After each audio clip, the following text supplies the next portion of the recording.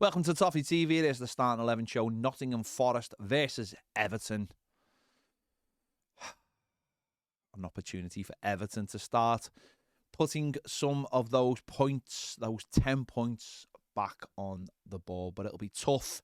Nottingham Forest is a tough place to go. Of course, last season we went there and got a 2-2 draw. Let's hope this season we can go one better and get the 3 points, because we need them. Looking at that table. Let's start, obviously, Jordan Pickford in goal. Yeah. There you go. Clean sheet would be nice, please, Jordan, if you wouldn't mind. Back four, right back. Every week I've been picking Nathan Patterson, and it hasn't been coming true. We've obviously got Seamus Coleman back as well. We've obviously got Ashley Young, who obviously is playing there every week. He's on 4 yellow cards, so at some point very soon he won't be playing at right back for Everton. But I just think coming off the back again of last week, giving the penalty away, the yellow card he got picked up for, again on Garnacho, just shows me why we need to start looking for a different profile at right back. The manager said in the press conference that Nathan Patterson more or less said is the future and blah blah blah. Well, make him the present then. We're going to need to start using different players. Patterson came in for the West Ham game and we went and got 3 points. You're going to have to make a decision. I personally don't think Ashley Young has got the speed of thought to play against fast wingers, and that's what Forest have got, good wide men, the way they play with the three. So I'm going to go for Nathan Patterson for this. I don't think Seamus is quite there yet. You know, he's played under 21s games and stuff, but yeah, I'm going to go for Nathan Patterson again. I normally do go for Nathan Patterson, but I'm going to keep with Nathan Patterson. Let's see what the manager does. On the other side, Michalenko, obviously continuing playing very well. Nearly got 3 goals in 3 games last week, didn't he, hitting the bar? But obviously his performances have become very, very consistent. And the only other person who could take him out the team is Ashley Young, oddly enough. So obviously he continues at left back. The centre backs, obviously Jared Branthwaite and James Tarkowski. Branthwaite on 4 yellow cards as well, isn't he? So he's at risk of missing a game soon as well. That is the way it is, isn't it? That is the way it is.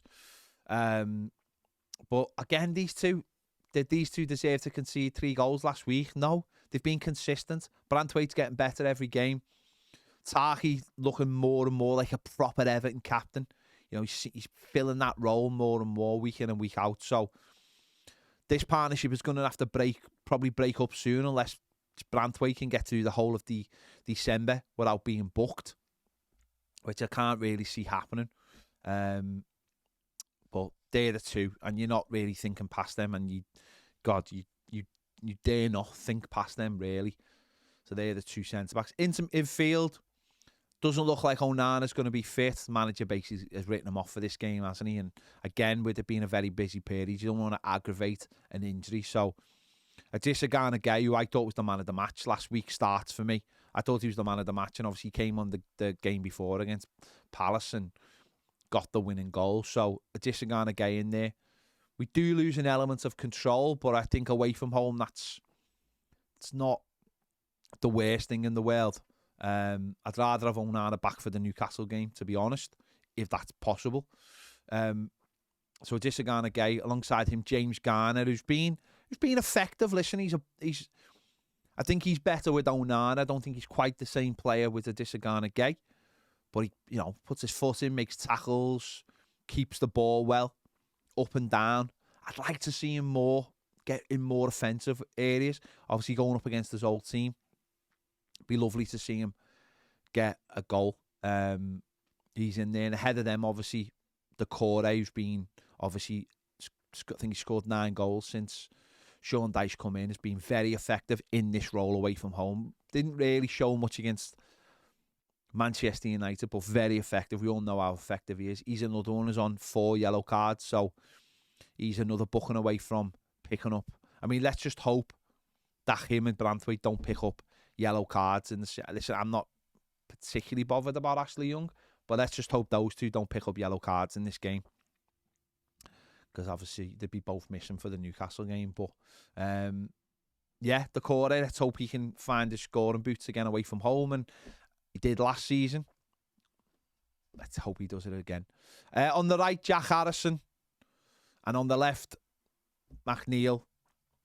Both of them have to massively improve for me, and I'm not being like, I'm not, not trying to pin everything on them, but I do think they have to start improving, because if they're not playing well, then whoever's playing up front is isolated, and Dominic Calvert-Lewin has been isolated in the last couple of games, because I don't think these two have done enough in the final third. Yes, Jack Harrison got an assist against Palace, but I don't think either of them have done enough in the final third. They work hard, they defend well, they help double up, but they're not doing enough. I do understand, and I say it all the time, Jack Harrison needs a fullback who goes past him. He really does.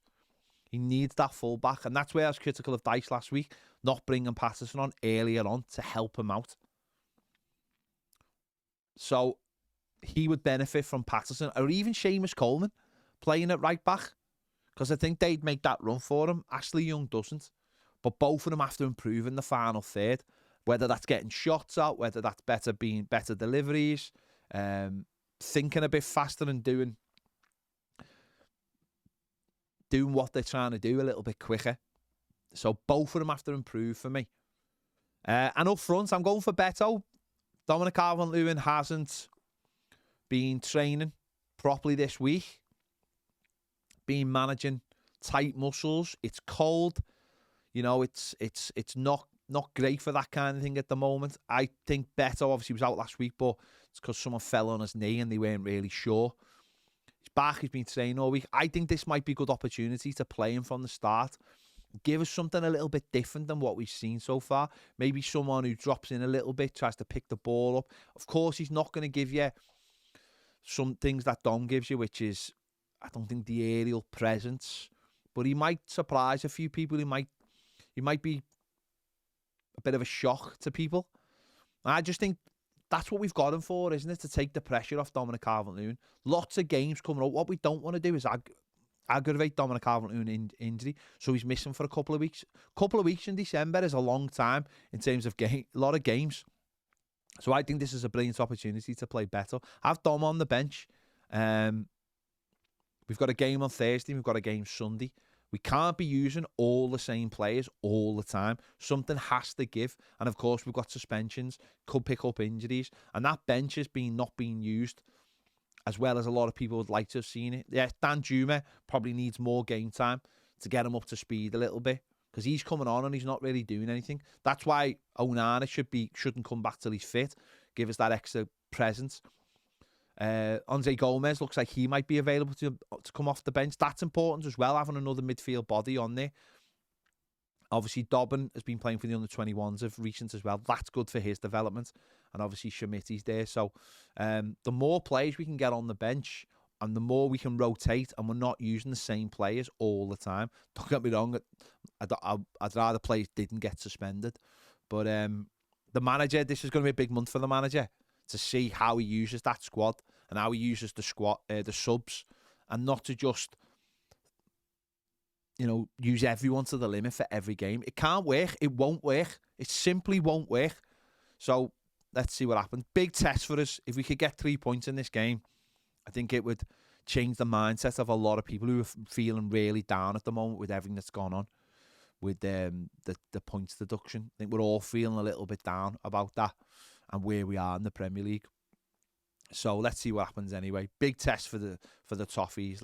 Hope we can get through it. Let me know your thoughts in the comments. Who would you have in the team? Who would you put in? Who would you leave out?